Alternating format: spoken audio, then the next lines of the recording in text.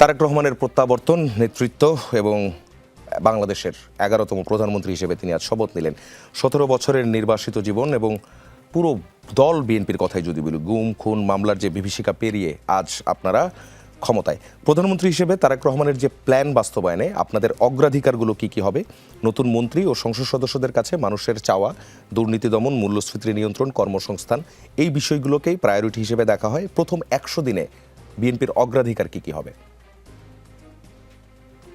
ধন্যবাদ আপনাকে। আপনার মাধ্যমে যমুনা টেলিভিশনের সকল দর্শক শ্রোতা মন্ডলী এবং সমালোচক মন্ডলী তাদেরকে ধন্যবাদ।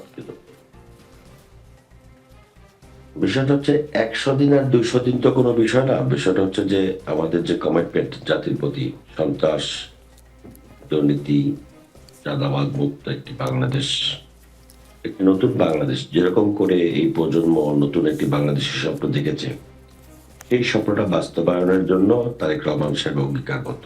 আমাদের মাননীয় প্রধানমন্ত্রী, তার যে স্বপ্ন, তিনি যে স্বপ্ন দেখিয়েছেন মানুষকে, নতুন করে শিক্ষা, স্বাস্থ্য,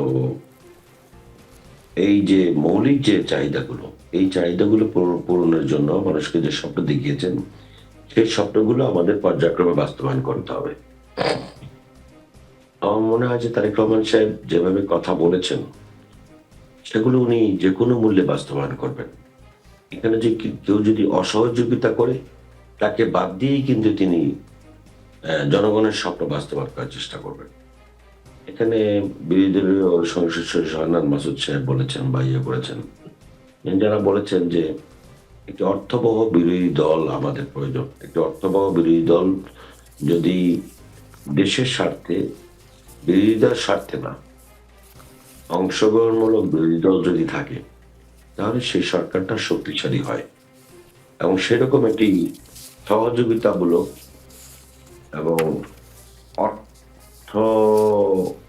অর্থবহ একটা বিরোধী দল, সেরকম একটা বিরোধী দল থাকলে সরকারি দলকে সামনের দিকে এগোতে এটা আরো গুরুত্বপূর্ণ ভূমিকা পালন করে। সেক্ষেত্রে আমরা মনে করি যে একটি সরকারি দল এবং বিরোধী দল যদি অর্থপূর্ণভাবে দেশকে এগিয়ে নিয়ে যাওয়ার জন্য কাজ করে একসাথে, তাহলে সেই দেশটা এগিয়ে যেতে গুরুত্বপূর্ণ ভূমিকা পালন করতে পারে এবং সেটাই একটা গণতান্ত্রিক দেশে এরকমই হওয়া উচিত।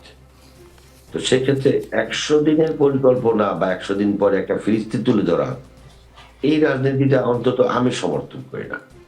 আমি মনে করি যে দেশকে যেভাবে এগিয়ে নিয়ে যাওয়া দরকার, সেক্ষেত্রে পর্যায়ক্রমে